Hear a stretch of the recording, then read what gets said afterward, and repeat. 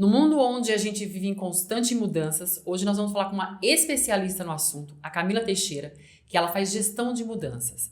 E para começar esse assunto, nós vamos começar a falar sobre a gestão de mudança da carreira dela. Camila começou numa área de exatas, em elétrica, e hoje ela trabalha com pessoas. Camila, bem-vinda. Como foi isso? Começar numa área que era exatas e mudar depois agora trabalhar com uma área que você faz gestão de mudanças que envolve principalmente as pessoas. Obrigada pelo convite, estou super feliz de estar aqui.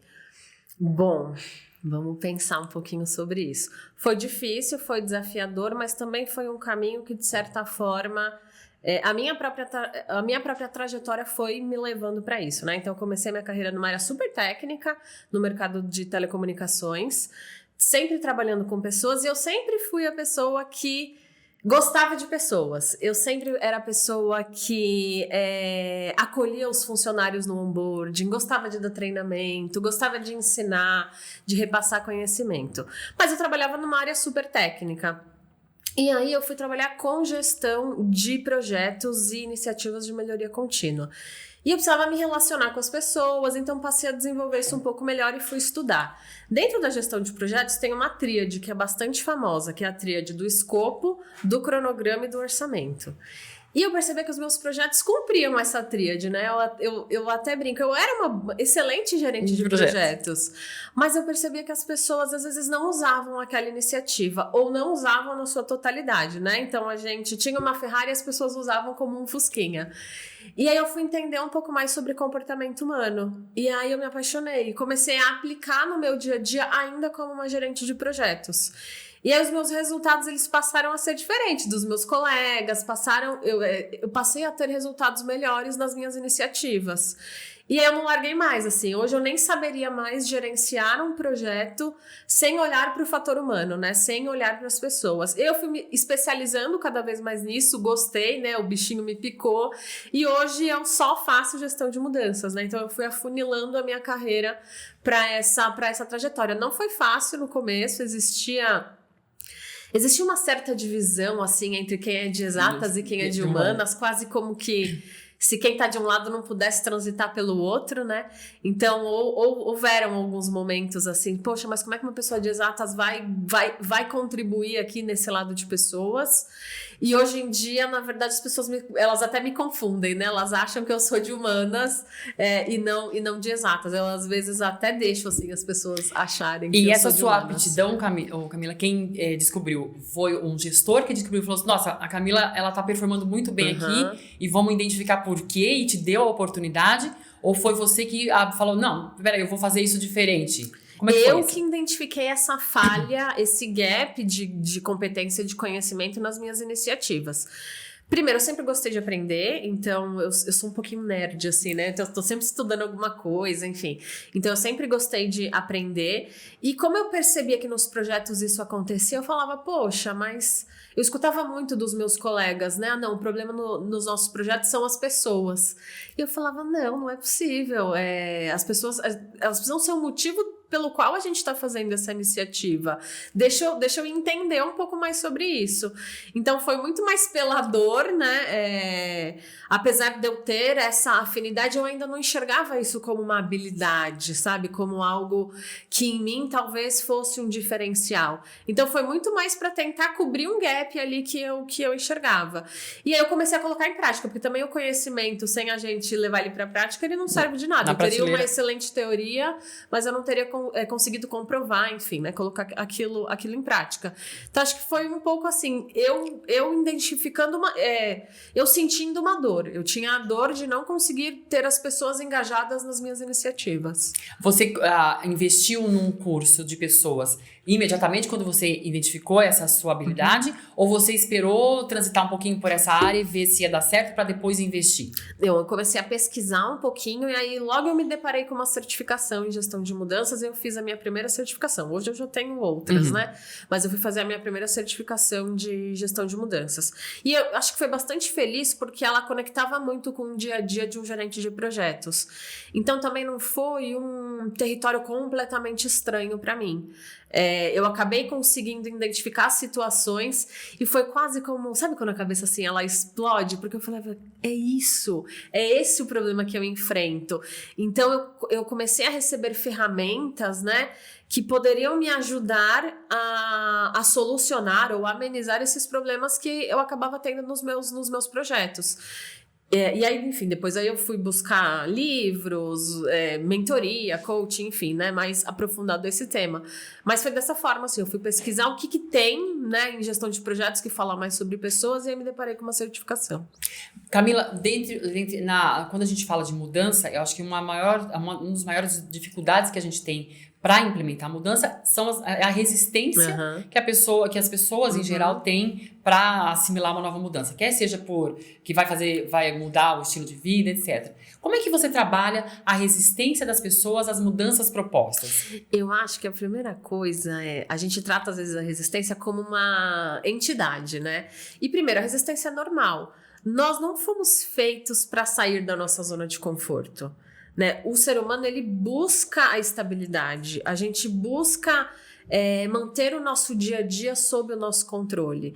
Então, na verdade, a resistência ela é uma oposição a você sair da sua zona de conforto. E é completamente normal. Pense qualquer transição que você fez na sua vida, até ela se tornar algo natural, ela foi difícil. Então, sei lá, quando você começou a dirigir, a primeira vez, coração palpita, você, meu Deus, pra onde você tá prestando atenção? Você tá até duro, né? E depois aquilo se torna parte do seu dia a dia, depois aquilo se incorpora. Sei lá, a transição da escola para a faculdade também é um ambiente difícil, né? Será que essas pessoas elas vão gostar de mim? Então, toda a transição, ela leva a gente para uma baixa sensação de controle e pra gente sair dessa zona de conforto. Então, assim, é completamente natural. Na verdade, a gente deveria achar estranho o zero resistência. Porque é muito esquisito as pessoas não terem nenhum incômodo com aquilo que é um novo. O que a gente não pode é deixar que essa resistência ela contamine negativamente uma iniciativa. A iniciativa ela ser bloqueada por uma resistência. Como que a gente faz isso? Com acolhimento, com comunicação, ajudando as pessoas a enxergarem os benefícios e os motivadores do que está por trás daquilo. Normalmente a resistência ela vem ou porque eu não entendo, ou seja, eu não faço ideia do porquê eu estou envolvido nisso, uma reação emocional, psicológica, né? Eu não concordo, eu não aceito, eu não acho que esse é o melhor caminho, ou porque eu não me sinto capaz, né, de fazer aquilo. Então, eu não fui capacitado, desenvolvido para exercer esse papel que agora estão me colocando ou estão me exigindo. Num extremo, Camila, você trabalha com mudanças e transições de grandes equipes. Quando você identifica uma pessoa que ela está resistindo além do normal dos outros, como é que você trata essas resistências fora da curva? Legal. É o que a gente chama dentro de gestão de mudanças de análise de stakeholders, né? Então, primeiro a gente começa a olhar grupos. Quem são os grupos impactados por essa mudança e qual que é o nível de resistência e qual que é o nível de influência dessas pessoas dentro da organização. E não são todas as resistências que a gente trata. Então, eu vou te dar um exemplo. Um grupo ou um indivíduo que está com uma alta resistência, mas ele é um baixo influenciador, talvez eu não precise fazer nada. Porque ele não influencia a minha iniciativa. Agora, se é uma pessoa de alta influência, ele é um auto-influenciador, ele tem capacidade de contaminar positiva ou negativamente as pessoas ao seu redor, eu preciso ter alguma ação. E essa ação ela pode ser desde um alinhamento, desde um envolvimento. Uma das melhores estratégias é quanto mais eu envolvo as pessoas, quanto mais elas se sentem parte, quanto mais elas co-constroem a iniciativa, mais elas se envolvem naquilo. Menos elas criticam, mais elas contribuem, mais elas se sentem parte. Então, essa resistência ela vai baixando. E tem uma coisa que dentro da gestão da mudança a gente chama de curva da mudança, que é um ciclo natural mesmo. A gente passa por um momento de tô perdido, meu Deus, o que aconteceu? Por que a gente tá mudando? Por que isso é necessário? Às vezes até um momento de raiva, né? De isso não vai dar certo. Imagina, a gente já tentou isso no passado e não funcionou. Aqui as coisas são diferentes, funciona só na empresa do vizinho, né? Na nossa empresa não é só na França que isso acontece, aqui não. Enfim. E aí, às vezes, a gente vai para um momento ali de barganhar. Não, eu vou pra lá, mas e se a gente fizer isso daqui dessa forma? Até uma fase de experimentação, que é falar, poxa, é mesmo, a outra área fez, vamos tentar? O que a gente perde também, né, se a gente tentar? Até a aceitação, e depois as pessoas passam a contribuir mais proativamente. Só que é uma curva, né? As pessoas passam, e a velocidade também disso, ela é diferente. E a gente vive talvez um contexto organizacional atualmente que é exigido que a gente... se acostume com as transformações numa velocidade absurda, né? Então, como que a gente equilibra um pouco essa ansiedade organizacional, mas também dando tempo para as pessoas assimilarem, entenderem os benefícios, incorporarem, se desenvolverem se for necessário, para que a gente consiga ter mudanças mais bem-sucedidas. E como que a liderança, ela atua nesse processo todo? Como é que você vê o papel do líder nas mudanças? A liderança é chave. Eu acho que, primeiro, a liderança ela é um exemplo, né? Ela é um role model dentro da organização. Então, acho que a primeira coisa é você, líder... ontem eu estava assistindo uma aula e aí trazer uma referência muito legal, né? Você perde alguns direitos depois que você vira líder, né? Um desses direitos é criticar as ações da organização. Né? Você, como líder, você jamais deveria fazer isso em frente à sua equipe. Nossa, Camila, isso tinha que ser, assim, pôster, né? Então, assim, você perde esse direito, porque você tá ali, você é um representante da organização, né? Então, é muito importante a fala do líder e o líder ser esse exemplo. E não é um exemplo de... vai dar tudo certo, a mudança vai ser maravilhosa. Algumas mudanças, às vezes, elas são prejudiciais para aquele grupo. Mas, sei lá, elas são necessárias porque é uma nova legislação, é um novo pedido que os clientes eles estão sentindo, mas isso não quer dizer que vai ser simples, que vai ser fácil, que vai ser gostoso, né? Às vezes vai ser difícil. Então, não é sobre não acolher o que as pessoas estão sentindo, mas você não pode se opor ou você ser o primeiro resistente. Então, acho que esse é um papel do líder importante, é ele ser o exemplo, ele também se mostrar vulnerável, que muitas vezes ele também está inseguro com aquilo, que ele não tem todas as respostas. Então, isso também traz uma tranquilidade para a equipe também se abrir um pouco mais, né? E falar abertamente sobre aquilo que pode estar sentindo com relação à resistência. Outra coisa é não ignorar. Né? Muitas vezes as pessoas pensam que a resistência ela vai passar, né? Então, assim, não, vamos dar um tempo e ela simplesmente passa. Quanto mais a gente ignora ou menos endereça, maior aquilo fica. E pior. E a verdade é que na falta de uma narrativa, as pessoas criam histórias na cabeça dela. E normalmente as pessoas vão para o pior cenário possível, porque elas estão se auto-preparando, né, para o pior cenário possível. Então, é papel do líder também estar atento quanto a isso, né? E esclarecer rumores, colocar a realidade perante a equipe, acolher uma possível insegurança, esclarecer, enfim. Então, acho que o líder, ele também é o principal comunicador, né, Márcia? Assim, eu como funcionária, eu não quero ouvir as notícias do RH, do líder da outra área. Eu quero ouvir boas e más notícias do meu líder direto. Né? Então, é papel do líder também ser o comunicador das boas e das más notícias. E você, como gestora de mudanças, você também, é seu papel também preparar o líder para isso, Camila? Isso, instrumentalizar esse líder para que ele tenha ferramentas e que ele também tenha até discursos assim alinhados com o que a gente precisa para que aquela mudança aconteça da melhor forma, né? Então, uma boa narrativa. Qual a mudança que você teve que implementar que você achou assim, foi a mais difícil? Uma que te marcou assim, foi realmente um desafio, que você fala assim, nossa, hoje ela é um marco na minha carreira. Eu acho que as mudanças culturais são sempre difíceis, primeiro porque elas são longas, né? A gente não muda cultura e comportamento do dia pra noite. Você acha que a cultura, Camila, tem muita empresa que ela fala, ela escreve um monte de cultura e fala, não, essa é a nossa cultura, na parede, essa é a nossa cultura. Eu acredito assim, a cultura ela é muito moldada pelas pessoas que estão trabalhando na empresa e às vezes você pode pôr uma coisa no papel e na realidade ela acontece de outra forma. Como é que você vê isso na empresa? Se realmente a cultura ela é de baixo para cima, de cima para baixo, como é que ela implementa? E uma vez implementada, como mudar, às vezes, uma coisa tão forte? Enraizada. Né? Acho que, primeiro, para mudar tem que ter disposição. E saber que às vezes você vai pagar um preço por isso, né? Então, o que às vezes esse preço quer dizer? Tem pessoas que não vão se identificar com essa cultura. E às vezes a gente precisa estar ciente e abrir mão dessas pessoas. Exato, por melhor performance e resultado que elas entreguem para a organização.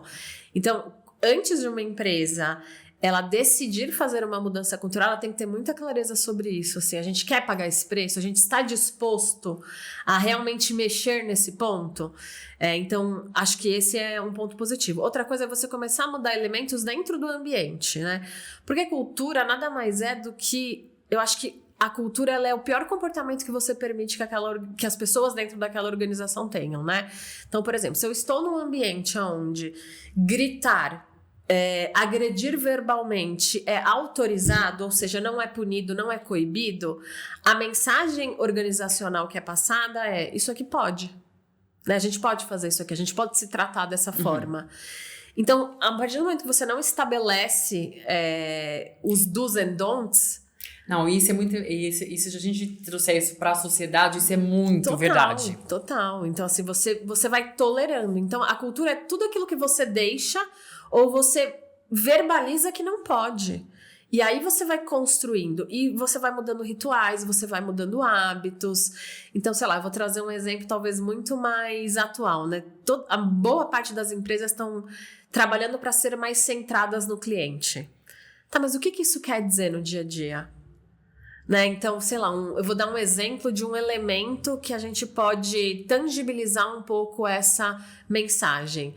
Eu já trabalhei em organizações onde na lousa das salas de reuniões estava escrito assim: a decisão que tomamos hoje aqui nessa reunião beneficiou os nossos clientes?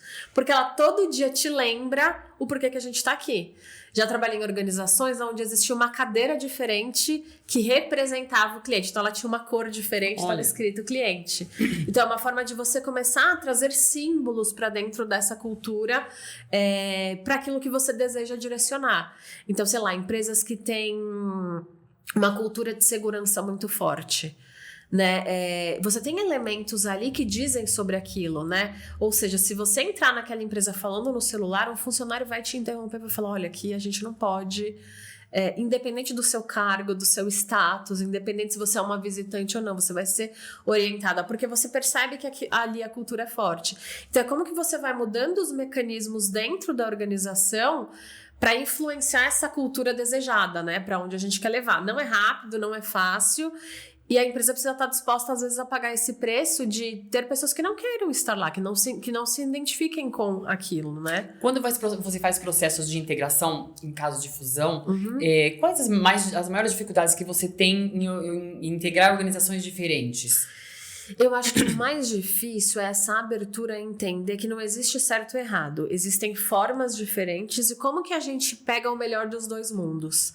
Por quê? Num processo de fusão e aquisição, normalmente, quem foi comprado é quase como submisso do comprador, né? Então, existe talvez uma percepção de que tudo relacionado ao comprador é melhor e tudo vai ser sobreposto à empresa que foi comprada, quando na verdade não. Às vezes a empresa que foi comprada, ela tem elementos, às vezes culturais, muito mais interessantes e mais importantes e que valeria a pena, na verdade, capturar isso e levar até para a organização compradora.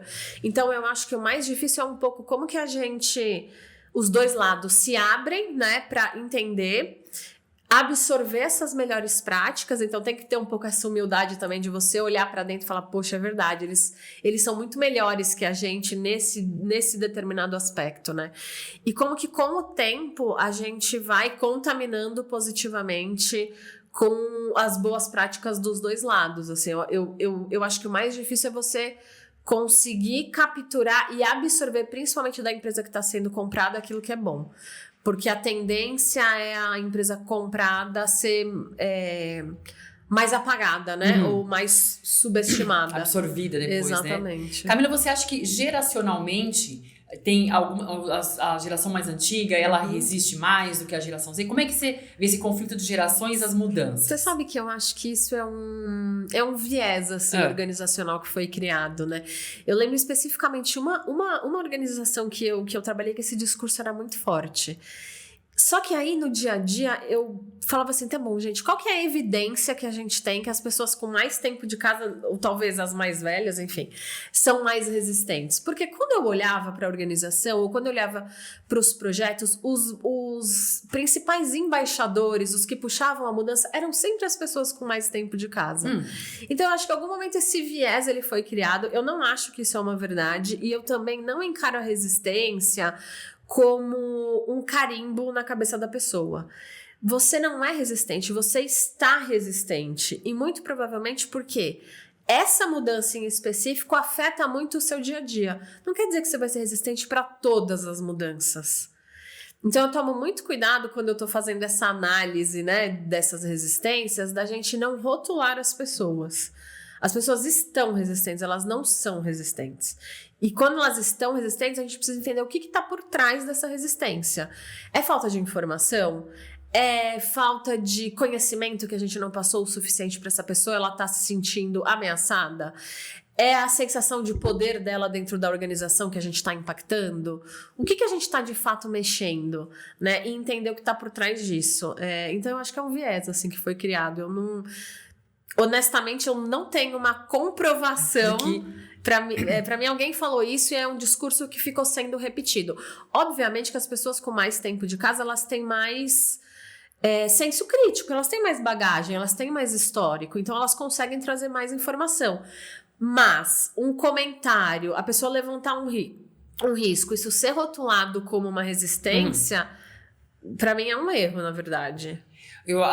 Com a pandemia, eu acho que o seu trabalho foi muito requisitado, né? Foi assim, uma época que realmente foi uma época de mudanças, incertezas. A gente não sabia para onde caminhar. Implantação de home office, etc.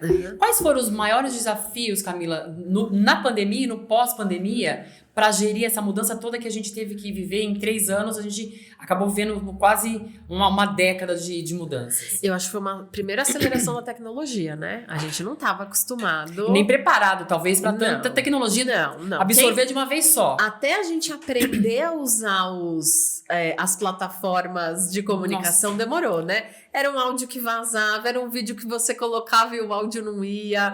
Você ia falar, o microfone ele estava mutado. E você clicava no link da reunião, não entrava no tal do link. Enfim, então assim, teve toda uma questão também tecnológica que a gente não foi preparado, né? Porque a gente não teve tempo, né? Para se capacitar nas novas ferramentas. A gente simplesmente precisou começar a trabalhar com novas ferramentas e de uma nova forma. Teve uma questão também do formato de trabalho, então... a gente saber trabalhar um pouco mais na comunicação assíncrona, né? Então, a gente acho que precisou entender um pouco diferente o modus operandi.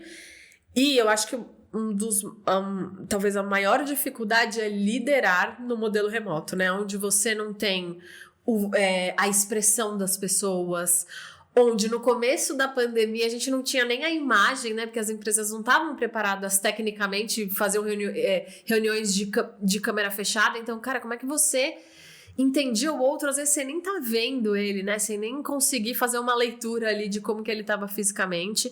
Então, acho que foi um desafio, assim, de como gerenciar neste novo formato. Ao mesmo tempo, acho que teve uma aceleração absurda no aprendizado, né? Porque a gente precisou confiar mais, né? Porque as pessoas não estão mais à sua vista, então você precisou sair um pouco, talvez, dessa gestão um pouco mais de comando e controle, uma gestão mais por resultados, né? No final do dia, eu quero saber o que você entrega. E não por quantas horas você está trabalhando ou da onde você está trabalhando, né?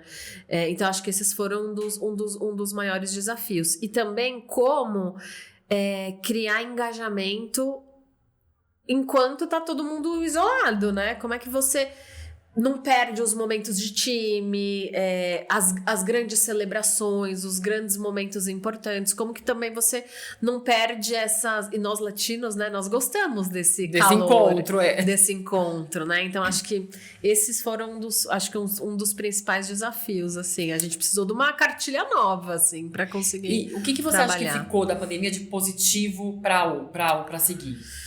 Eu acho que um pouco esse equilíbrio entre a vida pessoal e profissional, eu acho que antes era muito mais separado, né? Quem eu sou dentro da empresa e quem eu sou fora da empresa. É assim que eu sou, Exato. Isso passou das Porque, 6... de certa forma, a gente invadiu, né, o espaço privado das pessoas. Exato. E isso envolvia você conhecer os filhos, né? Às vezes você conhecer os companheiros, companheiras, enfim, os pais, né? Quem estava naquele como era a sua casa. Então, acho que aquilo deu uma certa humanizada também, sabe? Você perceber que essa época foi bem bacana. Eu tinha um diretor que ele tinha filhos gêmeos. E aí ele fazia questão que os filhos interrompessem ali, às vezes, as reuniões para mostrar que tá tudo bem, acontece também. Né? Dando Faz exemplo, parte. né? Exato. E para que as pessoas também não sentissem que aquilo era um crime, né? Tá tudo bem, faz parte, a gente perde ali 5 minutinhos, faz uma piada e daqui a pouco todo mundo retoma o foco. Então, acho que deu uma humanizada nas relações. Então, eu acho que teve pontos positivos também sobre isso, sabe? Da gente tirar essas lições. Eu acho que trouxe um pouco mais de foco, porque a gente conseguiu trabalhar um pouco mais focado, um pouco mais direcionado, de certa forma, né, tem pessoas que produzem melhor sozinhas, né? E você selecionar intencionalmente os momentos coletivos. Qual que é o momento que a gente precisa estar junto e que a gente precisa de inteligência coletiva para produzir um resultado? Porque tem muito trabalho no nosso dia a dia que ele é individual, né? Que a gente precisa estar produzir ali sozinho, exato, com os nossos botões exato, ali pensando, analisando, né? Análises profundas, enfim. Nem todo trabalho demanda essa inteligência coletiva, né? Então, eu acho que foi bom porque a gente começou a ser mais tolerante com isso, assim. Então, acho que tem vários aprendizados positivos. E falando em análise, Camila, me conta uma coisa. Quando você recebe uma demanda de você vai ter que atuar, como é que funciona essa cabeça da Camila, que veio das exatas e agora tem humanas? Como é que você estratifica o que vai ser feito? Você recebe, você põe no papel e fala assim, eu vou agir, nós vamos agir dessa forma. É bom que, como eu trabalhei muito tempo como gerente de projetos, a Camila, gerente de projetos, está sempre aqui, né? Então, tudo eu penso assim, meio a minha cabecinha projetizada, né? Qual que é a entrega, qual que é o nosso objetivo, o que a gente quer alcançar, qual que é o início, o meio e o fim. Quais são as possíveis resistências, quais são os possíveis riscos, então é entender esse plano, mas acho que o primeiro passo é entender o que a gente chama de magnitude da mudança, que é a complexidade daquela mudança, né? Essa é uma mudança que impacta demais a vida desse meu stakeholder, desse meu usuário final, qual que é o nível disso, né? E qual que é a amplitude organizacional disso também, né? Uma coisa é eu mudar, sei lá, vou fazer aqui um exemplo de uma implementação de software, né? Uma coisa é fazer uma mudança de software para um grupo de 20 pessoas, outra coisa é para 2.000 pessoas, né? As minhas estratégias, o meu poder de aprofundamento, ele precisa ser diferente, então são estratégias diferentes. Então acho que a minha cabeça ela é sempre ainda projetizada nesse aspecto. O que hoje talvez eu trago muito mais essa questão cultural, né? Talvez muito mais aprofundada e mais antecipando riscos, assim, sabe? Cara, o que pode dar errado? Qual que é a resistência que pode surgir? Qual que é o incômodo que a gente pode ter nas nossas pessoas? E como eu já penso em planos, ou eu já reajo, já construo narrativas, enfim, já pensando nisso, sabe? Camila já te rotularam como uma pessoa... Ih, lá vem a Camila, vai dar tudo errado. Ela vem a Camila pessimista, que ela já viu tudo que vai dar errado. Não, mas olha, acho que eu já fui bastante rotulada como a pessoa que vai resolver os problemas. E isso também é ruim, porque... Vai dar errado, manda pra Camila. Não, e eu brinco assim, não existe também solução técnica ruim que gestão de mudanças consiga resolver, né? Então, às vezes acontece, Camila, vem cá, olha, o pessoal tá muito resistente, sei lá, esse software aqui. Eu falo, não, gente, aqui a solução é ruim. Tá dando problema, assim, não é que as pessoas estão sendo resistentes, o negócio não tá funcionando, elas não estão conseguindo trabalhar, né? Então, também um pouco eu não sou o mestre dos magos ali, né? Eu não tenho a pílula mágica que vai resolver todos os problemas. E talvez o que mais me incomoda é quando eu sou envolvida tardiamente. Quando a gente só lembra da gestão da mudança... A hora que já deu problema. A hora que já deu problema, a hora que a resistência tá muito instaurada, a hora que, enfim, a gente tem pouco tempo pra reagir. A fofoca já tá correndo no corredor. E aí você pensa assim, poxa, se lá no começo a gente tivesse feito isso, a gente, putz, não estaria... passando por isso. Passando por isso nesse momento. Isso me faz lembrar, cada vez que eu ligo meu computador, que tem atualização do Windows, eu falo, e agora? Porque você tá tão acostumado a mexer de um jeito, aí vem, ele mudou toda a interface. Então, eles podiam chamar... natural, né? Natural. Eles podiam te chamar pra falar assim, usuário, vai mudar. Exatamente. Camila, então, na mudança, acho que de tudo que a gente conversou, o que a gente pode levar dessa conversa é que uma mudança bem feita é uma mudança que foi informada às pessoas certas no momento certo. E as consequências que ela vai ter. Isso, acho que a clareza, primeiro, do porquê que a gente está fazendo essa mudança, né? Eu sempre brinco, né? Nenhum presidente executivo de empresa acorda um dia e fala, ai, meu dia não tá emocionante, hoje eu vou tacar um negócio aqui para todo mundo ficar doido. Não, normalmente a mudança, ela a organização, ela quer melhorar, ela quer ter novos resultados, ela quer atrair mais clientes, ela quer mudar um processo que não tá funcionando, ela quer estar compliance com a legislação e por isso ela precisa mudar os seus processos internamente, né? Então, acho que esse é um primeiro ponto. Só que às vezes essa mensagem, ela para na cúpula. A gente não conta para as pessoas essa história. E aí, na hora que bate nas pessoas, as pessoas falam, gente, mas por que a gente tá mudando, né? Isso aqui sempre funcionou. Então, é como que a gente conta para as pessoas o porquê?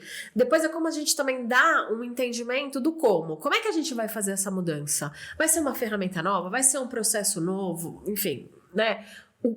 Os comos, eles são importantes. Em quanto tempo isso vai acontecer? E dá também uma clareza para as pessoas de tempos e movimentos. Pessoal, não fiquem preocupados. Vai ter um momento aqui onde a gente vai capacitar todo mundo nesse novo modelo. Que gera um pouco de ansiedade, né? Gera uma super ansiedade. Porque é isso, né? Na falta de uma narrativa, eu crio a minha própria narrativa. E normalmente eu vou para um cenário pior, porque eu já quero eu já vou me preparando. Pro ruim. Exato. Eu espero um bom acontecer, mas me preparo pro pior. Então também, quando organizacionalmente a empresa fica em silêncio, 1 milhão de rumores começam a acontecer. Né? Então, como é que a organização e os líderes sequestram essa narrativa para contar aquilo que é verdade? E como que também a gente traz os benefícios, né, Márcia? No final do dia, é bacana você entender o que vai acontecer para a empresa, para a área, para o seu chefe, mas o que te interessa é o que vai mudar para você. Né? Então, quanto mais eu consigo aterrizar isso, mais descer no detalhe do dia a dia da pessoa, melhor, porque a pessoa entende a conexão do dia a dia dela. E aí tem esse ponto da gente trazer a informação correta para quem precisa ouvir e no momento certo, né? Porque não adianta depois que mudou eu falar, então... Camila, tem um exemplo de mercado que você pode dar pra gente de uma mudança que foi mal gerida e assim, o mercado inteiro percebeu depois que poderia ter sido melhor feito? Mudança organizacional. A gente já teve algumas mudanças de branding de marca, né? Onde existia uma certa história e uma certa conexão com uma marca antiga. E aí, quando você às vezes faz um rebranding, isso acaba sendo muito negativo, né? E às vezes as marcas até precisam voltar, né? Precisam dar um passo para trás. Isso é muito ruim, né? Porque também descredibiliza a mudança. Eu já passei uma situação onde uma empresa foi mudar de bairro, desculpa, e ela não conseguiu fazer a mudança, ela teve que voltar para o endereço antigo, de tão mal gerido que foi. Então ela estava saindo, sei lá, da Vila Madalena, indo para Alphaville, só que esqueceu de trabalhar isso com as pessoas antes, né? E aí foi super negativo, perderam muita gente, um turnover absurdo. As pessoas não compraram aquilo e eles precisaram voltar pro endereço anterior. Você vê, era simplesmente na cabeça do gestor uma mudança de endereço. Uma mudança. Mas imagina você, funcionário, né? Que tem toda a sua logística super bem estruturadinha, super, né? Pego, sei lá, né? Pra quem tem filhos, deixo na escola, já levo, já tomo café, né? Então tem toda uma questão logística, principalmente em cidades grandes onde o trânsito é super impactante. Às vezes a sua faculdade é próxima, né? Enfim, você tem toda a sua rotina ali. Imagina, você sai para trabalho, você sai do trabalho na sexta-feira, pessoal, segunda-feira a gente tá no endereço novo. Né? Então, assim, sem olhar para os impactos, enfim, as pessoas sequer entendiam por que aquilo estava sendo feito, e aí, não, calma, eu não consigo me organizar para ir segunda-feira dessa forma. E aí a empresa teve que dar um passinho para trás e conectar, e não deu certo. E mudança é uma coisa que vai, assim, ela é inerente ao ser humano. A gente vive, a gente muda, né? E você acha que daqui pra frente, quais são as mudanças que a gente ainda vai ver acontecer? Eu acho que a tecnologia agora, que vai maior, agora a inteligência artificial é o que vai promover, acho que um chacoalhão realmente no mercado de trabalho, né? De novas profissões que vão deixar de existir. Acho que todo mundo vai ter que reaprender a trabalhar com a inteligência artificial, né? O que hoje no seu dia a dia é preditivo, previsível, repetitivo, tem grandes chances de ser substituído, né? De ser transferido por uma inteligência artificial. Ao mesmo tempo, como eu potencializo o meu trabalho hoje com a inteligência artificial, então vou te dar um exemplo de gestão de mudanças, né? Parte do nosso trabalho é muito conversar com as pessoas, fazer pesquisas, né? Entender. E a gente levava, né, muito tempo para fazer análise desses resultados de pesquisa, consolidação de informação, categorização de possíveis motivos de resistência e tal. Hoje a inteligência artificial faz isso num clique. Né? Então, assim, é muito mais fácil. Então, como que eu também trago as ferramentas de tecnologia para colaborar com o meu dia a dia, me trazendo eficiência, agilidade, mais precisão, e ao mesmo tempo eu entender, e aquilo que é só para o humano? Que é a gestão de conflitos, a influência organizacional. Isso, pessoa, eu humano, eu vou continuar fazendo. Então, acho que é como que também a gente trabalha para não ter medo, né? Mas entender o que no meu dia a dia hoje talvez não é mais relevante de ser feito, onde eu já não deveria investir as minhas horas, porque uma inteligência vai começar a fazer, eu devo mesmo usar isso, eu devo, na verdade, me apropriar disso e potencializar aquilo que só o humano vai fazer. Né? Essas relações, elas vão continuar sendo feitas por pessoas, né? A gestão do conflito, ela vai continuar sendo gerida pelas pessoas. Então, é como que eu me desenvolvo e me fortaleço muito mais nisso, né? Então, as situações mais contextuais, análise de cenário, isso vai continuar sendo para o humano, né? Então, acho que as próximas mudanças estão muito conectadas à tecnologia. Então, em breve, você vai voltar aqui pra gente falar das mudanças que a tecnologia da inteligência artificial trouxeram pro nosso mercado. Show. Obrigada, Camila. Foi um prazer recebê-la aqui. E quando tiver alguma coisa de assunto de novo, pode voltar. Obrigada a vocês, adorei. Obrigada, Camila. Obrigada, Lisa.